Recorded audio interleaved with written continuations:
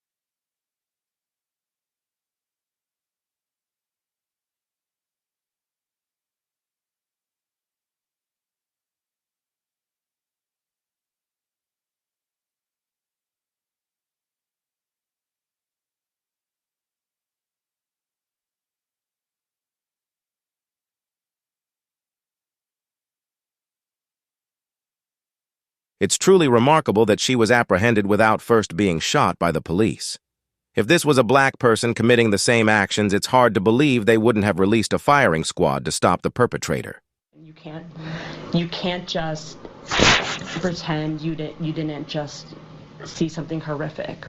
Well, last night's shooting at the Bristol Police Department has reopened some wounds. Yeah, it was less than a year ago. 3 police officers were shot. 2 of them were killed. Chief political reporter Susan Raff is live outside the Bristol Police Department with more on that. Susan. Stephanie, as you could imagine, what happened here last night at the police department has really hurt this community. They are still struggling with the tragic deaths of 2 police officers who were shot and killed less than a year ago. And fortunately, no one was hurt in last night's shooting, but this community is definitely still trying to heal. A piece of cardboard has been placed on the window where shots were fired. The glass didn't shatter because it's bulletproof. When you see the news all over the country, what's happening, policemen. They're losing the right to do what they're supposed to be doing. This is now the second act of violence towards police officers, and people here in town are painfully aware of that. It was almost 1 year ago, back on October 12th, 2022, that 3 Bristol police officers were ambushed. They were called to a home and then shot at. 2 of those officers were killed, Lieutenant Dustin DeMonte and Sergeant Alex Hamzy. A 3rd officer, Alec Iorado, was injured. He just returned to the police department. We've opened up our doors to help the whole community, including the police department. Stacy Recchia is an outreach coordinator. She says officers and families have been coming to WCT Health and Wellness, wanting to talk. And it's too much for anybody to hold inside of them, right? So at some point, it just keeps getting pushed down and pushed down and pushed down. But tragedies can also bring people together. You remember that it was October 12th. We still have our blue lights in our windows. You do. Most definitely. Right after the officers were shot last year, people put blue lights on their homes and they lit up the sky. In fact, tomorrow, police explorers will be giving out those blue lights at a farmer's market on Riverside Avenue here in town. As for honoring the 3 officers who were shot and 2 killed, there will be a candlelight vigil here outside the police department on October the 12th at 7 o'clock. We are live tonight in Bristol. Susan Raff, Channel 3 Eyewitness News.